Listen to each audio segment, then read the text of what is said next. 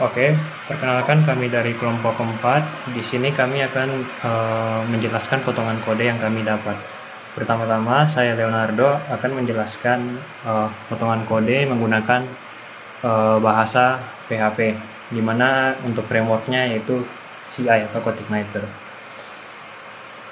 Di sini saya akan menunjukkan salah satu potongan dari file jenis controller di CodeIgniter, di mana untuk nama kelasnya itu history. Lalu yang pertama itu terdapat sebuah fungsi pada line 5-8 yang berfungsi untuk menghubungkan controller ini dengan sebuah model yang bernama history model.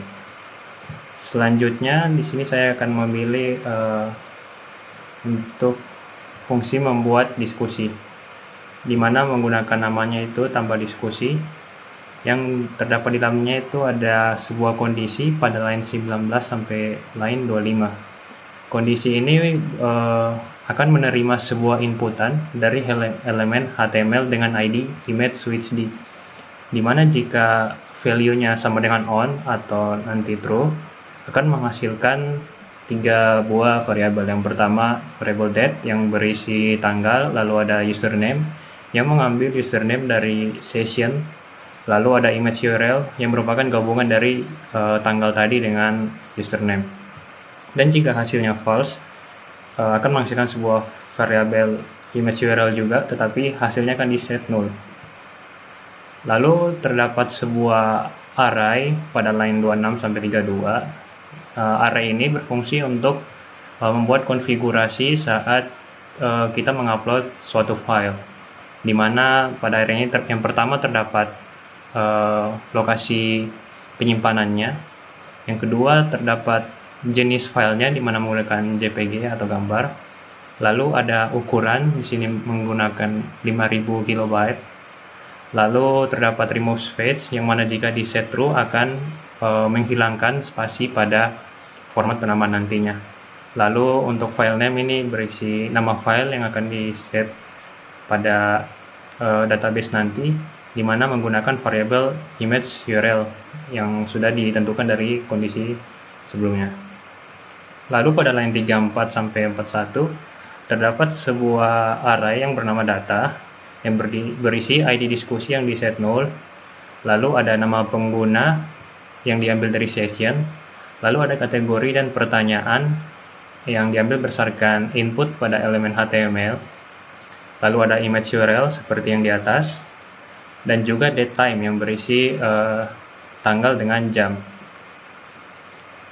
Selanjutnya pada line 43 terdapat sebuah kondisi yang menerima input berdasarkan elemen HTML dengan ID image switch d, di mana jika hasilnya true atau on akan masuk ke dalam sebuah kondisi baru, di mana kondisi ini akan mengecek apakah file yang kita upload itu sudah berhasil tersimpan di database atau belum. Jika tidak, maka akan membuat sebuah variabel error, di mana ini berfungsi untuk menampilkan error message. Lalu pada line 47 ini terdapat fungsi redirect yang berfungsi untuk merefresh atau kembali ke sebuah controller yang bernama history. Dan jika filenya berhasil diupload, maka akan melakukan pengiriman data ke model yang bernama history model, di mana nantinya pada model tersebut akan dilakukan insert ke database. Dan jika kondisi yang menerima inputan dari image switch d-nya ini false, maka akan langsung dilakukan pengiriman data ke model history juga. Oke, untuk kondisinya ini sengaja dipisahkan, terdapat jadi 2 bagian karena pada fungsi bot diskusi ini terdapat 2 jenis diskusi. Yang pertama yaitu untuk memposting teks saja, dan yang kedua itu untuk memposting teks dengan gambar. Oke, sekian dari saya. Selanjutnya Raffi. Oke, saya Muhammad Raffi Alfarisi. Saya akan melanjutkan. Di sini saya menggunakan project dari C++. Di line 3 sampai 5 ini terdapat fungsi untuk membuat list mahasiswa baru. Next, untuk di line 7 sampai 12 terdapat fungsi yang untuk mendefinisikan ukuran memori pada elemen mahasiswa. Lalu dari line 14 sampai 16 terdapat fungsi untuk menghapus ukuran memori pada elemen mahasiswa. Lalu dari line 18 hingga 35 terdapat fungsi untuk menginput data mahasiswa pada awal list.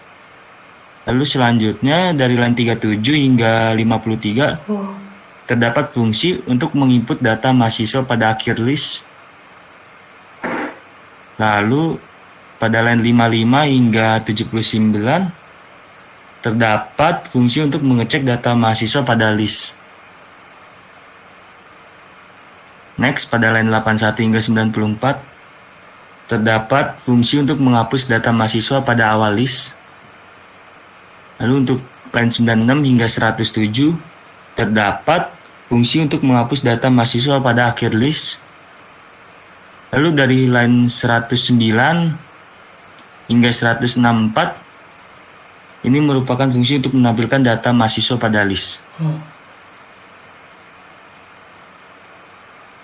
Next, dari line 166 hingga 171 terdapat fungsi untuk menginput data mahasiswa pada setelah pointer pada list. Next, untuk dari line 173 hingga 179 terdapat fungsi untuk menghapus data mahasiswa pada setelah pointer pada list. Next, pada line 181 hingga 202 terdapat fungsi untuk menghapus data mahasiswa sesuai elemen yang dicari. Lalu di sini pada line 204 hingga 216 terdapat fungsi untuk menampilkan edit mahasiswa. Lalu pada line 218 hingga 233 terdapat fungsi untuk menampilkan tambah mahasiswa. Next, dari line 235 hingga 238 terdapat fungsi untuk mendeklarasikan variabel. Dan yang terakhir dari line 240 hingga 253 terdapat fungsi untuk menghitung jumlah mahasiswa. Dan selanjutnya akan diteruskan oleh rekan saya. Saya akan melanjutkan di mana saya di sini mendapatkan codingan berbahasa Java. Di sini saya akan menjelaskan tentang codingan saya tentang alarm.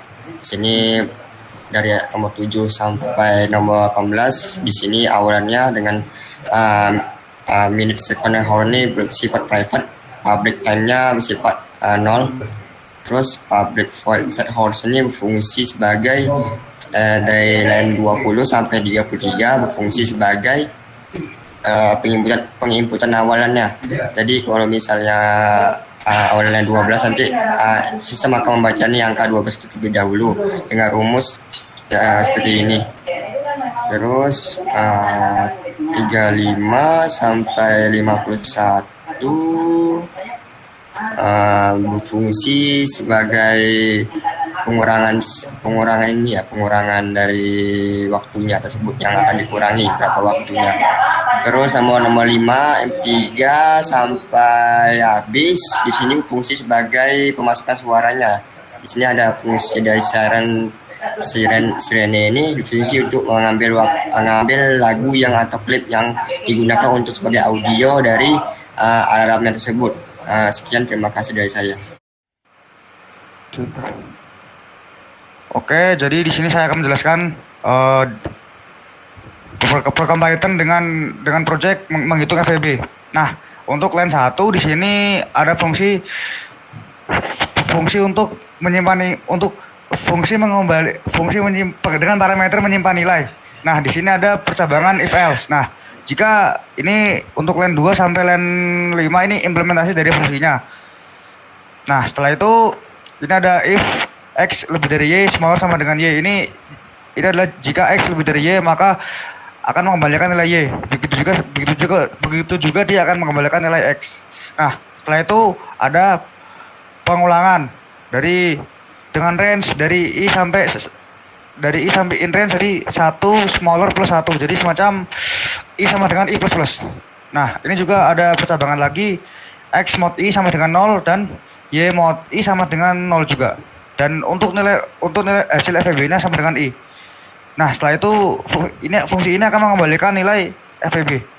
Nah, untuk inputnya di sini saya menggunakan input tidak di input manual, jadi langsung auto ketika program di run akan muncul angka yaitu 96 dan 24.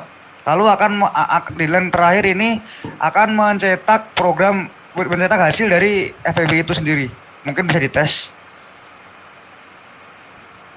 Nah, hasilnya adalah seperti ini. FEB dari 96 dan 24 adalah 24. Oke, terima kasih.